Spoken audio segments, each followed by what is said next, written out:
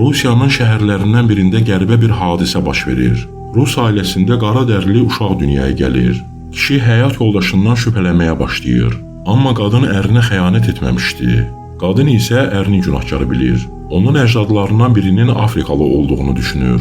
Lakin kişinin nəslində heç vaxt qara dərili insan olmamışdı. Bəs o zaman bu qeyri-adi hadisənin səbəbi nə idi? Tezliklə şəhərdə bir-birinin ardınca qətl hadisələri baş verir. Heç kimin ağlına da gəlməzdi ki, bu cinayətlər məhz qara dərili uşağın doğulması ilə bağlıdır. Rusiyada sensasiya doğurmuş bu hadisə sizi də heyrətləndirəcək. Əsl həqiqətin nə olduğunu biləndə şoka düşəcəksiniz. Hörmətli izləyicilər, kanalıma abunə olmaqla və zınqrov işarəsinə basmaqla yeni yüklənən videolardan anında xəbərdar ola bilərsiniz. İqor və Marina Rusiyanın Kaluqa şəhərində yaşayırdılar. 1971-ci ildə onların övladı dünyaya gəlir. İqor həyat yoldaşını və yeni doğulan körpəsini qarşılamaq üçün doğum evinə gəlir. O uşağı görəndə şoka düşür. Körpə valideynlərindən heç birinə bənzəmirdi. Belə ki, o qara dərili idi. İqorun qəzəbinin həddi-hüdudu yox idi.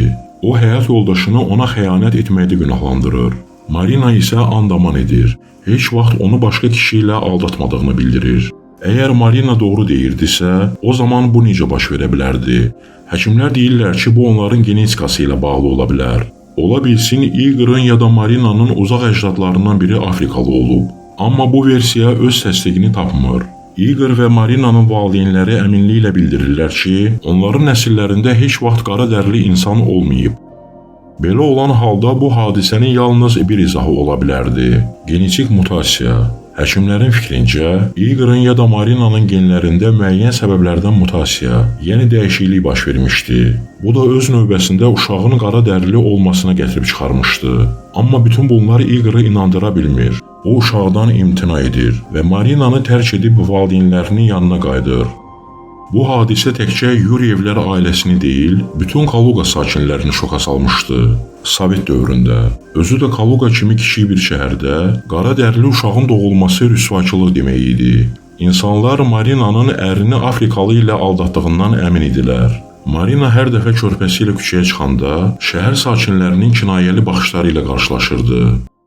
Bir aydan sonra Marinanı yaralı və huşsuz vəziyyətdə küçədə, daş pilləkənlərin aşağı hissəsində tapırlar. Yuxarıda isə uşaq arabası vardı. Körpə arabanın içində idi və ona heç nə olmamışdı. Marinanı xəstəxanaya çatdırırlar. Həkimlər onun həyatını xilas etməyə nail olurlar. Amma qadın hələ də ayılmamışdı və vəziyyəti ağır idi. Ola bilsin, Marinanın ayağı büdrəmiş və pilləkənlərlə aşağı yuvarlanmışdı. Amma tezliklə bunun belə olmadığı məlum olur. Şahidlər bir nəfərin motosikletlə Marinaya yaxınlaşdığını, onu pilləkənlərdən aşağı itələdiyini, sonra da sürətlə oradan uzaqlaşdığını görmüşdülər. Naməlum şəxsin başında dəbilqə vardı. Bu səbəbdən şahidlər onun üzünü görə bilməmişdilər. Polislər ilk növbədə İqordan şübhələnirlər. Çünki İqor da motosiklet sürürdü. Digər tərəfdən, bir neçə nəfər onun Marinaya hədə-qorxu gəldiyinə şahid olmuşdu. Polislər İqoru həbs etməyə hazırlaşarkən, polis idarəsinə yeni məlumat daxil olur. Naməlum şəxs motosikletlə bir Afrikalıya hücum etmişdi. Polislər həmin şəxsi həbs edirlər. Bu İqor idi. Məlum olur ki, şəhər sakinləri bir dəfə Marinanı bir Afrikalı ilə görürlər. Bu xəbər tezliklə İqorun qulağına çatır. Bərk qəzəblənən İqor həmin adamı cəzalandırmaq qərarına gəlir. Amma İqor Marinanı itələmədiyini bildirir. Ümumiyyətlə onun hücuma məruz qaldığını, xəstəxanada yatdığından xəbərsiz olduğunu deyir. İqorun alibisi yox idi. Bu səbəbdən polislər onu təcridxanada saxlamaqda davam edirlər. Bəs şahidlərin Marinanın yanında gördükləri Afrikalı kim idi? Məlum olur ki, bu əslən Fransadan olan və müqavilə ilə Kaluqada işləyən Fabiendir. Fabien Rus ailəsində qara dərili uşağın doğulduğunu və bu səbəbdən kişinin evi tərk etdiyini eşidir. Onun Marinaya yazığı gəlir. Marina şəhərdə uşağı gəzdirərkən Fabien ona yaxınlaşır və kömək etmək istədiyini deyir. Qadın Fabienlə soyuq danışır və onun təklifini qəbul eləmir. Bu onların ilk və son görüşü olur. Ertəsi gün polis idarəsinə Natalya Rudinskaya adlı bir qadın gəlir. Natalya vilayət komitəsində yüksək vəzifədə işləyirdi. İqor isə onun sürücüsü idi. Natalya bildirir ki, Marinaya hücum olunan vaxt İqor bütün günü işdə olub. Belə ki, o bir neçə dəfə öz kabinetinin pəncərəsindən həyətə baxmış və hər dəfə də İqor'u maşının içində onu gözlədiyini görmüşdü. Demək ki, Marinanı öldürmək istəyən İqor deyildi. Polislər İqor'u azadlığa buraxırlar. Aparılan intensiv müalicələrdən sonra Marina nəhayət özünə gəlir. Amma o polislərə heç bir köməklik edə bilmir. Belə ki, ona hücum edən şəxsin başında dəbliqə vardı və üzü görünmürdü. Amma buna baxmayaraq Marina həmin şəxsin İqor olmadığına əmin idi. Bir neçə gündən sonra Marina xəstəxanadan evə buraxılır. İqor və Marina sakitcə bu məsələni müzakirə edirlər. İqor bu dəfə arvadının onu aldatmadığına inanır və boşanmaq fikrindən vaz keçir. Cütlük uşağın onların olub-olmamasını yoxlamaq üçün qan analizi verir. 70-ci illərdə DNT analizi hələ kəşf olunmamışdı. Amma qan qrupu və rezus faktoru yoxlamaqla da bunu təyin etmək mümkün idi. İqor və Marina analizi nəticələrini gözləyərkən daha bir hadisə baş verir.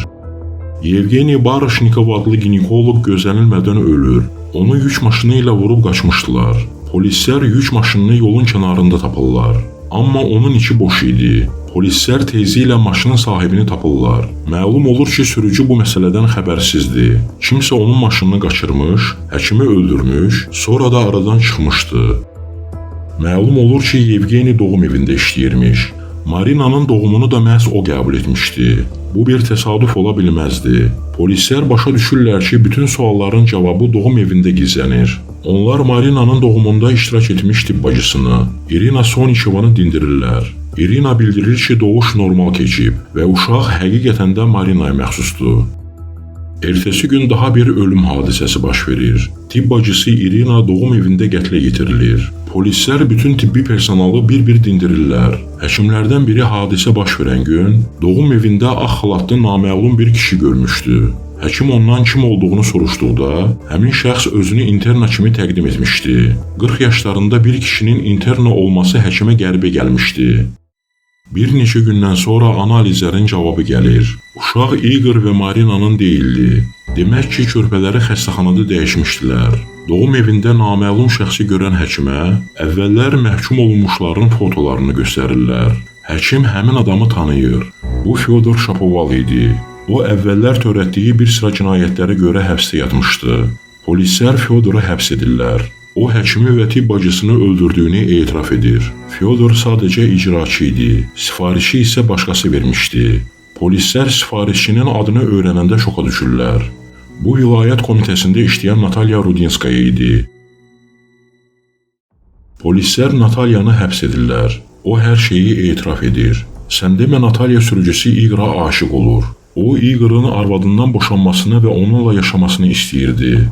Aralarında bu qədər yaş fərqinin olmasına baxmayaraq, Natalya hətta İqordan uşağının olmasını arzulayırdı. O dəfələrlə İqora münasibətdə olmağı təklif edir. Amma İqor razılaşmır. Natalya Marinanın hamilə olduğunu öyrənəndə qısqanclıqdan dəli olur. O, sevdiyi kişinin uşağını oğurlamaq qərarına gəlir. Natalyanın əlaqələri geniş idi. O, Marinanın həkiminə və tibb bacısına böyük məbləğdə pul verir. Plana görə Marinanın uşağı öz körpəsindən imtina edən qadınlardan birinin uşağı ilə əvəz ediləcəkdi. Amma heç nə planlaşdırıldığı kimi getmir. Marina uşaq dünyaya gətirdiyi gün doğum evində öz körpəsindən imtina edən yalnız bir qadın vardı. Həmin körpə də qara dərili idi.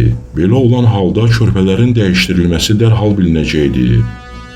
Natalya əvvəl uşağı oğurlamaq fikrindən daşınır. Lakin tezliklə başa düşür ki, Marinanın körpəsini qara dərili uşaqla dəyişdirmək onun işinə yarayır. Arvadının Afrikalı uşaq doğduğunu zənn edən İqor, onun xəyanət etdiyini düşünüb boşanacaq. Nəticədə İqor və onun körpəsi Natalya qalacaq. Beləliklə Natalyanın planı həyata keçirilir. Körpələr dəyişdirilir. Amma ginekoloq Yevgeni Barışnikov narahat idi. O, əvvəl-axır törətdiyi əməlin üstünün açılacağından qorxurdu. Həkim belə bir plan qurur. O, Marinanı öldürəcək, günahı isə İqorun üstünə atacaq. İqor həbs olunacaq. Beləliklə də körpələrin dəyişdirilməsi heç vaxt üzə çıxmayacaq. Həkim onu İqor zənn etsinlər deyə başına dəbilqə qoyur və motosikletlə Marinaya hücum edir. Həkimin öz başına plan qurması, üstəlik Igor'un həbsinə səbəb olması Natalyanın xoşuna gəlmir. O izi itirmək üçün həkimi və tibb bacısını öldürtdürür. Natalya 7 illik həbs cəzasına məhkum edilir. Fyodor Şapovala isə ən ağır cəza, güllələmə verilir. Oğurlanmış körpə valideynlərinə qaytarılır. Qara dərili uşağı isə Fabien övladlığa götürür və sonradan özü ilə Fransaya aparır.